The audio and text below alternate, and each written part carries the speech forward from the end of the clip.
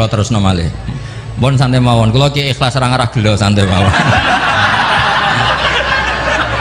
Wong umpama ora sida ngaji ora gelo apa meneh trimo mik rusak. Santai. Nggak, karena saya itu insya Allah nggak akan pernah salah nama. Saya punya cerita ya tentang nama itu. Ketika seseorang baik sama tetangga, itu kalau sampean seorang mukmin yang mukhlis, mukmin yang ikhlas, pasti ya karena diperintah Allah. Saya ngajar seperti ini karena diperintah Allah. Baik sama pernah sepuh karena saya turunan Mbah Sambu, ya karena menghormati Mbah Sambu. Itu bagus. Sehingga dulu itu ada ulama, saya berkali-kali cerita, ada ulama punya tetangga itu berdua anak muda. Ya Ahmad, silahkan ke rumah saya. Datang. Setelah datang ke rumah pemuda tadi, kata pemuda tadi, ya Ahmad silahkan kembali, saya tidak butuh kamu. Kembali Imam Ahmad, dan santai saja. Setelah kembali sekian menit dipanggil lagi, ya Ahmad saya jadi butuh kamu, datang ke rumah saya. Datang lagi. Setelah datang, saya tidak butuh kamu, silahkan pulang. Pulang sampai 3 kali. Itu Imam Ahmad senangnya bukan main, kelihatan ceria, senang. Lama-lama muda ini tanya, ya Ahmad kenapa anda tidak tersinggung, bukankah itu menyakitkan? Enggak, kata saya. Tapi saya akan menyebalkan. Enggak, kata saya. Kata Imam Ahmad, kenapa aja? Saya ini diperintah sama Allah, kan apik mbek tangga. Dadi nek mbok undang ya teko, mbok kon mulai ya mulai. Alhamdulillah iso nglakoni perintahe Allah. Dadi aku ora ono hubungane mbek kowe. Sehingga orang itu gak bisa didikte oleh di sekelilingnya karena ya hubungannya langsung sama Allah Subhanahu wa ta'ala. Jadi dulu tuh orang jadi wali itu segampang itu. Kalau kamu kan enggak, hukum tentang tetangga itu kamu kayak orang kapitalis, kayak orang komunis, pakai teori sosial. Nak diapik yo apik, dieleki yo elek. Itu kan pikiran PKI itu. Artinya satu perilaku sosial didikte oleh makhluk itu perilaku orang mukmin atau orang PKI. Itu orang PKI. Kalau orang mukmin yang mangkana yu'minu billahi wal yaumil akhir fal yukrim jarahu. Kita baik sama tetangga karena diperintah Allah, sehingga kecewa ada kecewa ya santai saja. Imam Ahmad katanya, kenapa engkau tetap ceria? Aku ora urusan mbek kowe, urusanku mbek pangeran. Pangeran ngutus sampai saya ulang lagi ya, dadas tentang napa wa 'allama adamal asma. Jadi andaikan seorang manusia melakukan kebaikan karena dia makmur amarahu wa, kita diperintahkan Allah baik sama tetangga, ya biasanya tetap seperti itu. Kita diperintahkan Allah baik sama, sehingga ketika ngalami kayak yang dialami Imam Ahmad, kita santai saja. Ketika kita datang bi amrillah, ketika kembali ya bi amrillah, sehingga ya sudah kita dapat pahala. Tapi kalau kamu kedikte secara sosial, maka kamu akan menjadi orang murahan, yaitu seorang ulama didikte oleh anak muda yang kampungan. Justru kita kalah kan, kita kampungan sekali karena kita ulama senengnya kalau disenengkan orang, mangkelnya kalau dimangkelkan orang. Artinya apa? Kamu didikte makhluk. Itu kerennya di mana coba? Kerennya di mana? Nggak ada sama sekali. Apalagi yang dikte trimo canom sing goblok sing desa. Kamu seorang ulama besar. Tapi kalau kamu hubungannya dengan Allah, dia muji kamu, alhamdulillah dipuji. Dia memaki kamu, alhamdulillah dapat pahala lewat jalur sabar. Kan santai saja.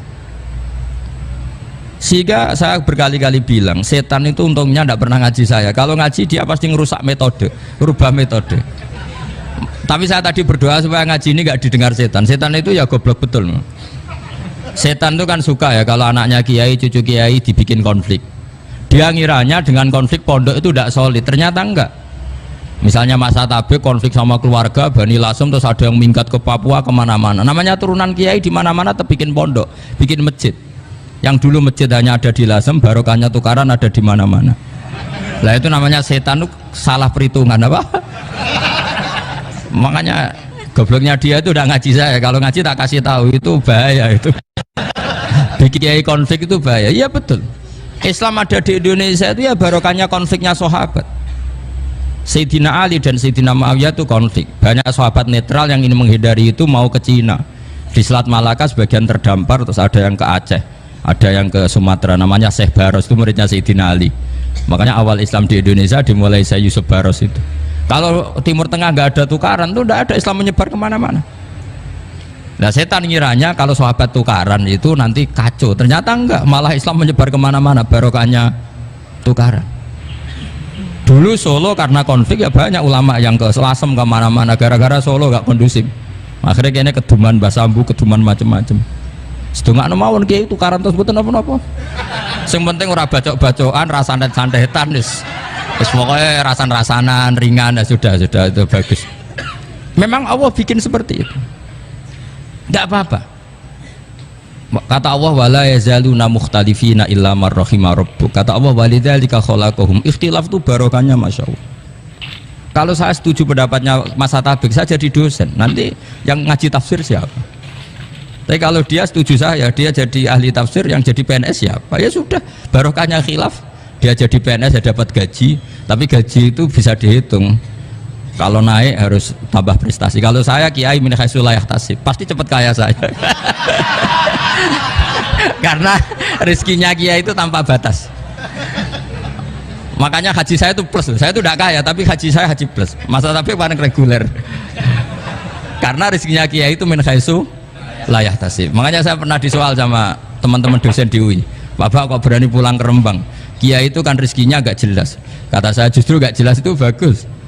Kalau sampean kan konsisten segitu nilainya, kalau saya enggak katanya. Jadi tak nikmati saja. Karena saya hamba Allah, bukan hamba negara. Kalau hamba Allah ya gaji Allah, kalau hamba negara ya negara itu negara sama Allah kayak mana? Allah ya sudah pinter berarti sudah. Jadi jangan pernah kita ini salah nama. Kalau salah nama itu bisa panjang. Makanya ada wali itu kalau dongo itu rontok kriminal, tapi malah pangeran seneng. Sampai dalam riwayat itu innahu yudhikuni al yauma salasa marat. Wali itu bisa menertawakan saya 3 kali. Itu kata Allah. Itu kalau dongo itu agak kriminal, tapi mesti mustajab. Tapi kalau kamu niru sudah tidak mustajab, karena ini KW, copy paste. Itu kalau dia datang ke Raudhah itu bilang gini wali tadi, ya Allah, saya ingin jadi orang baik. Jika engkau turuti doa saya, maka surra habibuk, kekasihmu ini menjadi senang. Tapi jika saya jadi orang jelek, surra aduwuk, yang senang itu iblis. Sekarang milih mana jenengan, menyenangkan kekasih kamu atau menyenangkan musuh kamu? Itu cuma riwayat. Terus kata Allah bilang ke Nabi Muhammad, karena wali kan ada alam roh, wis kandhani wis mustajab, coba lain itu gue. Segampang itu wali punya hubungan. Saya ulang lagi ya, tapi jangan ditiru. Karena kamu tidak wali, nanti setelah wali niru gak apa-apa. Ya Allah, saya ini ingin jadi orang baik. Kalau saya jadi orang baik, maka surra habibuk, kekasihmu menjadi senang. Kalau saya jadi orang buruk, surra aduwuk, musuh kamu menjadi senang. Tinggal engkau lah sekarang sebagai Tuhan, senang menyenangkan kekasih kamu, menyenangkan musuh kamu. Ya tentu Allah pilihannya kan senang menyenangkan kekasihnya. Terus kata Allah sudah sampai situ aja doanya, jangan panjang-panjang, macam-macam malah repot. Semudah itu mereka hubungan dengan Allah SWT karena mereka tidak pernah salah nama. Kalau kita kan tidak, kita tidak mesti walinya, tidak mesti istiqomahnya kiai saja karena diangkat MUI, bukan karena kiai betul, atau diangkat di struktur kepengurusan NU. Terus doa pakai namanya sendiri, ya Allah saya ini ngitmai agama sudah lama, mbok ya saya ini jadi gini-gini. Status kamu itu belum ada di ars itu. Ini penting saya utarakan. Jadi nama status itu penting sekali. Sehingga semua kesalahan saya ulang lagi itu karena status. Ini penting saya utarakan karena sekarang itu banyak nama itu disepelekan. Saya itu sering sinau kamus. Jadi saya termasuk menekuni tafsir itu diantaranya menekuni kamus. Saya punya kamus banyak. Mulai yang dikarang orang setengah kafir, munjid itu kan kafir tapi setengah. Karena timnya banyak, sebenarnya banyak yang muslim juga. Ada yang Verus Abadi, macam-macam. Yang saya kenang dari kamus, di antara kamus yang saya kenang tentu miliknya Said Zabidi, kamus Mukhid itu. Ada kamus milik saya namanya Mukhtarus Sikhah, itu dikarang oleh orang alim. Itu bilang begini, sama tak bedai sekarang, lafadz ilah itu maknanya apa? Tuhan kan? Tasniahnya apa? Dia bilang isim ini tidak punya tasniah. Dia bilang ilah, normalnya tasniahnya ilahani, jam'anya taksir alihah. Tapi kata dia nggak boleh, lughat seperti itu nggak boleh, karena kullusmin harus ya dulu ala aini musamma. Ilah itu nama tunggal untuk Allah, sehingga karena Allah itu tunggal nggak boleh ada tasniahnya ilahani. Karena kalau ilahani berarti kamu nerjemah apa? Dua Tuhan, berarti kamu nganggap ada Zaidun. Ketika Zaid dua kamu bilang Zaidani. Kalau banyak Kan nggak pernah ada Tuhan dua atau tiga. Makanya kata pengarangnya itu Abu Bakar Ar-Razi itu kata beliau, wahadal ismu la musanna lahu wala jam'a wa innama jama'uhu wa sannauhu katanya. Isim ini tidak punya tasnya, tidak punya jamak. Tapi kalau orang-orang katanya, orang-orang itu bilang ini ada jamaknya, ada tasniahnya. Ini penting sekali. Karena kesalahan itu nggak ada. Cara teori Quran itu kesalahan itu tidak ada.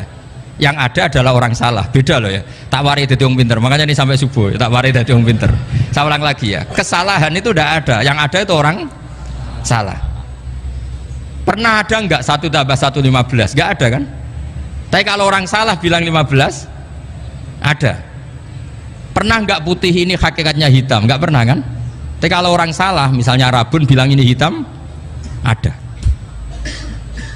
Sehingga ini penting, ini dalam teori ilmu mantek. Setiap Allah menyalahkan mereka, itu kata Allah, yaquluna bi afwahihim. Mereka itu melafatkan dengan mulut mereka bahwa Tuhan itu 3 misalnya, bahwa Lata Hubal itu Tuhan. Itu kalimat yang keluar dari mulut mereka tapi tidak menunjuk hakikat. Makanya kata Allah, kaburas kalimatan takhruju min afwahihim. Sungguh kalimat itu kalimat kriminal betul yang keluar dari lisan mereka. Karena apa? Normalnya kalimat itu tadullu ala musammahu atau musammaha. Yang namanya kalimat misalnya putih yang menunjuk putih, hitam menunjuk hitam. Nah kalau Tuhan yang menunjuk Allah, Tuhan kok ditunjukkan ke batu? Itu kan kacau. Tuhan kamu siapa? Hubal. Itu batu apa Tuhan? Batu. Tuhan kamu siapa? Yesus. Yesus itu manusia apa Tuhan? Manusia. Makanya kata Allah, kaburos kalimatan takhruju min, mesti tulisannya iyaquluna illa kadiba. Ini penting saya utarakan. Jadi makanya kesalahan itu tidak ada, yang ada itu orang salah. Makanya kata Allah, ja'al haqqu wa zahaqal batil. Kalau ada hak pasti batil itu hilang. Tapi orang yang meyakini kebatilan banyak, tapi kebatilan itu tidak ada. Pernah ada enggak 1 tambah 1 15? Enggak pernah ada kan? Tapi kalau orang bilang itu ada. Ini penting saya utarakan. Makanya kamu jangan janggal.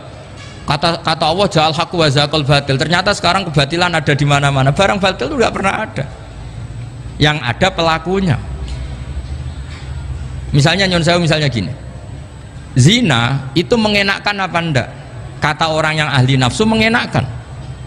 Tapi hakikatnya tidak pernah mengenakan. Sekarang tanyakan yang pernah melakukan itu, yang terhantui dosa oleh itu. Hakikatnya menyakitkan apa mengenakan? Menyakitkan. Tapi yang bilang mengenakan ada, tapi hakikatnya tetap menyakitkan. Nah, semua kesalahan manusia itu dimulai cara membahasakan. Mengambil uang negara, korupsi, itu kata yang baru keturutan nafsu nih. Enak punya uang banyak, mengenakkan. Tapi kata yang sudah ketangkep, menyakitkan. Nah faktanya korupsi itu dihisap sampai akhirat, statusnya itu menyakitkan apa mengenakkan? Menyakitkan. Andai kan orang menstatuskan korupsi menyakitkan, maka akan menjauhi korupsi. Makanya semua kesalahan itu dimulai dari salah memberi nama.